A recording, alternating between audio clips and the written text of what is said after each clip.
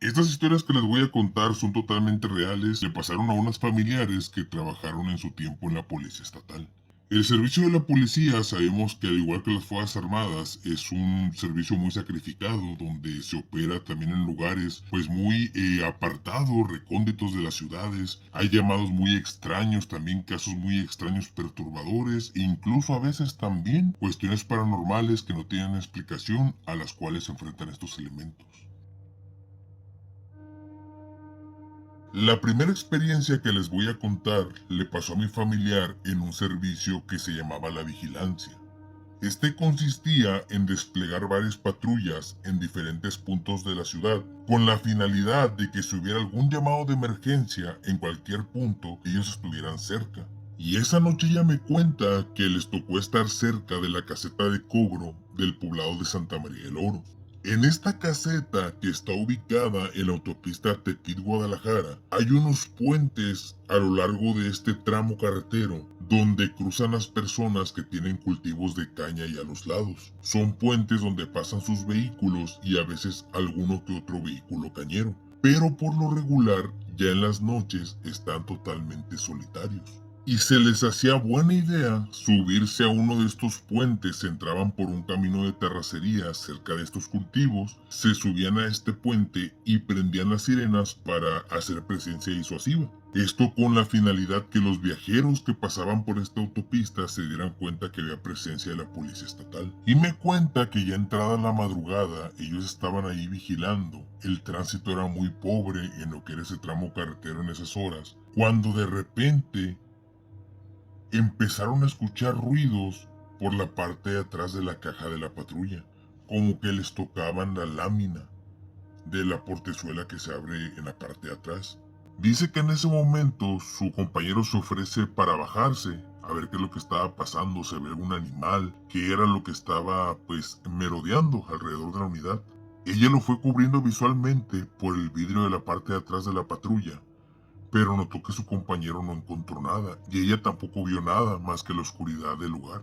Así que su compañero en ese momento se regresa, se sube a la unidad, se ponen a platicar un momento para mitigar el sueño. Cuando a los minutos sienten que algo empuja la patrulla, como si algo se hubiera recargado. El compañero inmediatamente se vuelve a bajar.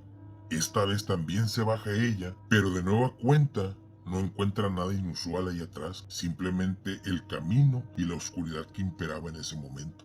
Extrañados y un poco confundidos ya por la situación, optan por regresarse de nuevo a la unidad. Apenas empezaban a comentar de lo que podría haber pasado, cuando empezaron a sentir de manera muy violenta como si muchas personas empezaran a sangolotear la patrulla, de adelante hacia atrás. Fue un movimiento tan fuerte, voltearon por el vidrio detrás de la patrulla, no vieron absolutamente nada. Y este muchacho cabe mencionar que era cristiano de esta religión. Así que lo primero que hace es intentar prender la unidad, pero no daba marcha. Notó que esto era algo muy inusual, lo vuelve a intentar y nada. Y le empieza a decir inmediatamente a mi familiar, ¿sabes qué? Ponte a orar, ayúdame a orar lo que te sepas. Dice mi familiar que en ese momento fue muy difícil porque no se acordaba, empezó a rezar Padres Nuestros, Aves Marías. Este muchacho rezaba algo más completo, oraciones que no recuerda, recitaba incluso algunos salmos de la Biblia para que aquella cosa se calmara, y esto empezó a funcionar. Así que empezaron a sentir que el movimiento en la unidad se detenía poco a poco. Se voltearon a ver los dos, no dejaban de orar, y el compañero hizo el intento por prender la patrulla y arrancó. Inmediatamente salieron de este lugar y con sus jamases, me cuenta ella, que volvieron a ponerse arriba de sus puentes.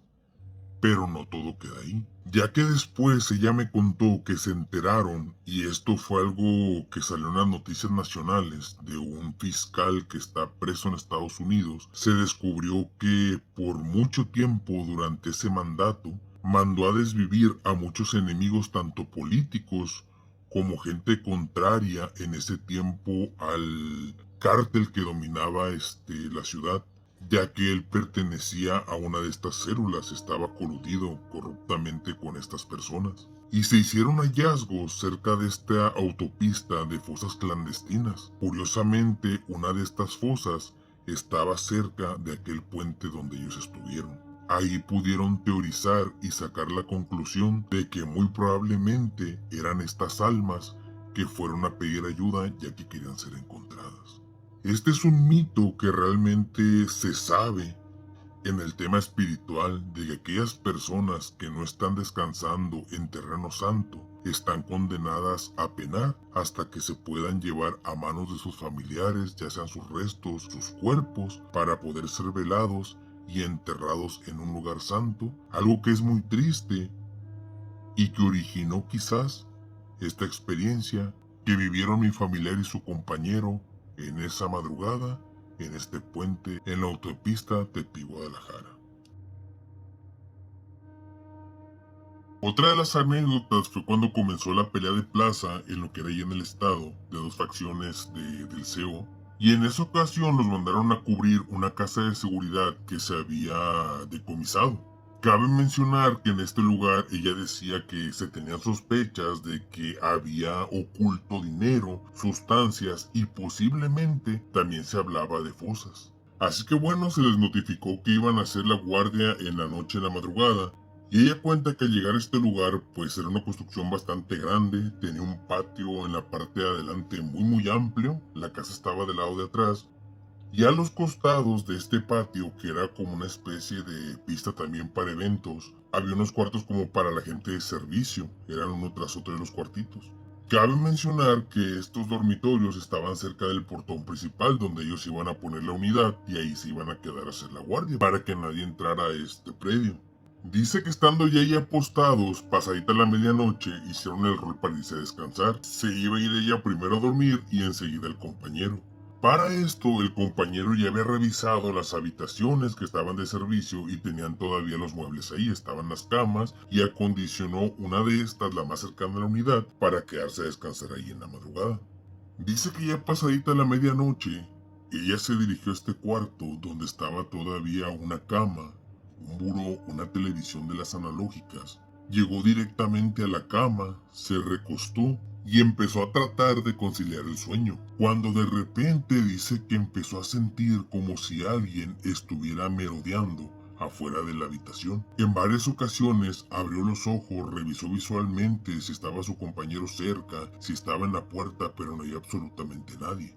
Cabe mencionar que la puerta la habían dejado abierta para cualquier situación estar al pendiente. Habían decidido no encerrarse por si cualquier cosa él le gritaba y ella podía escuchar con más facilidad. Entonces volvió a tratar de conciliar el sueño cuando de repente escuchó como alguien entró. Ahí se levantó inmediatamente pensando que era su compañero, pero lo que vio era una sombra negra que estaba a los pies de la cama y la empezó a arrastrar. Dice que ella pataleó, obviamente gritó, y en cuanto aquella cosa la soltó salió corriendo disparada hasta la patrulla. Llegando el compañero le dijo que qué pasaba, que qué tenía, ella le explicó lo que había pasado dentro de la habitación, fue a revisar el compañero y no había absolutamente nada. Incluso bromeó con ella diciéndole que eran sus nervios y que quizás pues era muy miedosa, que se lo había imaginado, que había soñado. Ella me cuenta que decidió ya no regresar al cuarto, se quedó ahí en la patrulla, a pesar de que era más incómodo descansar ahí arriba, pero ya no quiso regresar a esa habitación.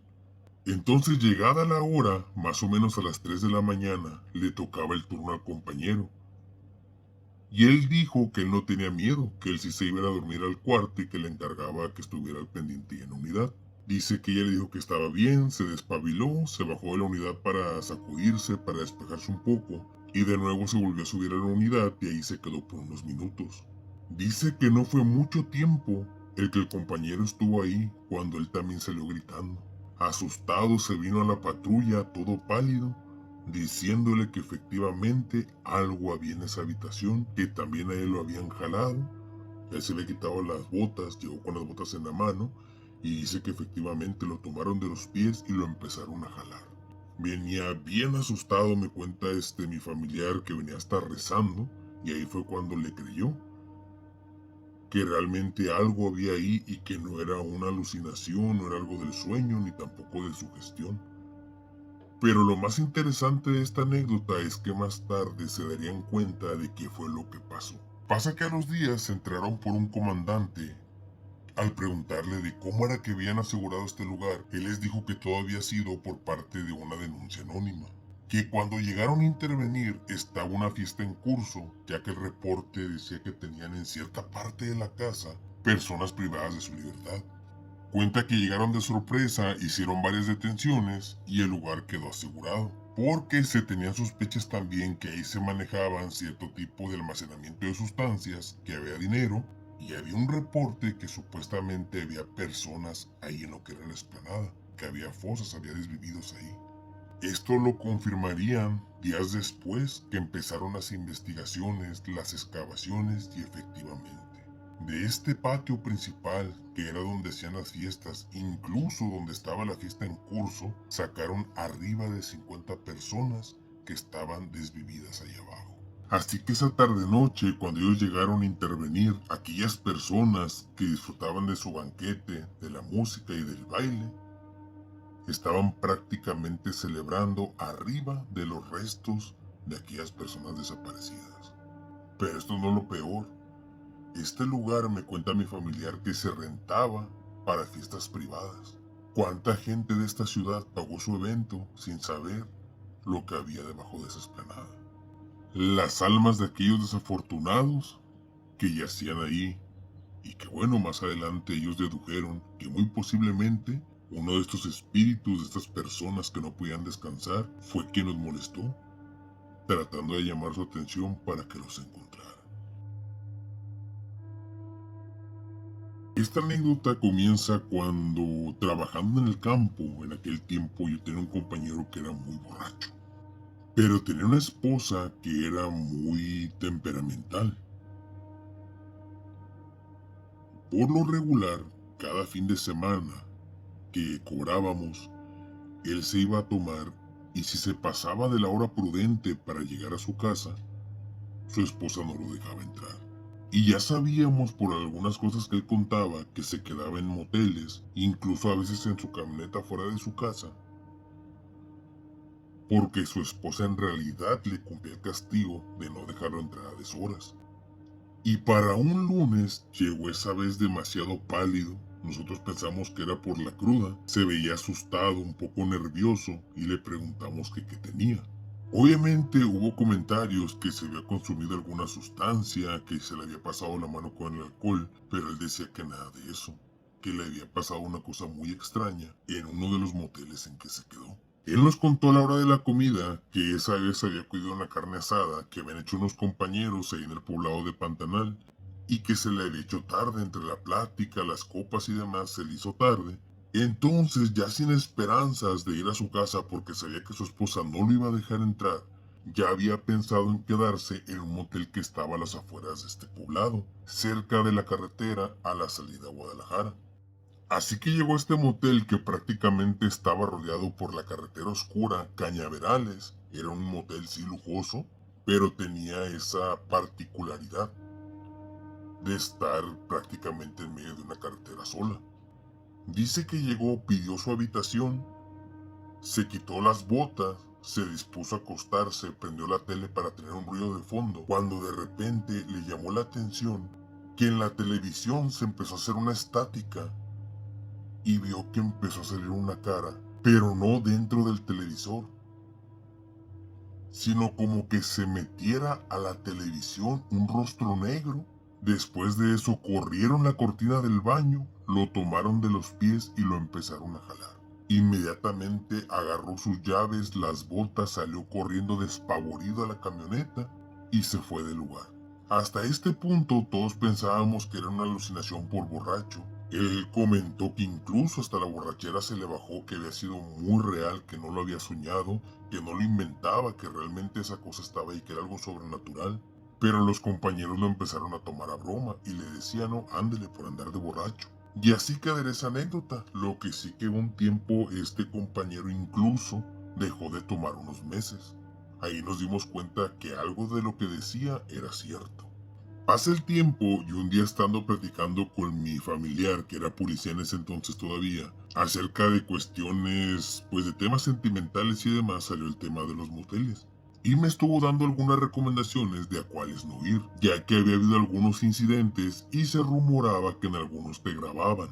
Pero entre la plática salió ese motel, precisamente al que había ido el compañero, y ella me contó que en ese tuviera mucho cuidado, porque ellos sabían de buena fuente por su trabajo que el CEO había amenazado al dueño de ese motel y que en varias habitaciones, en los baños donde estaban los jacuzzis o simplemente en las regaderas, habían llevado a gente para ser interrogada y posteriormente ahí los desvivían, cubriendo todo aquello, realizando la limpieza ahí en los baños. Cuando me platica esto, ahí me di cuenta que todo tenía sentido.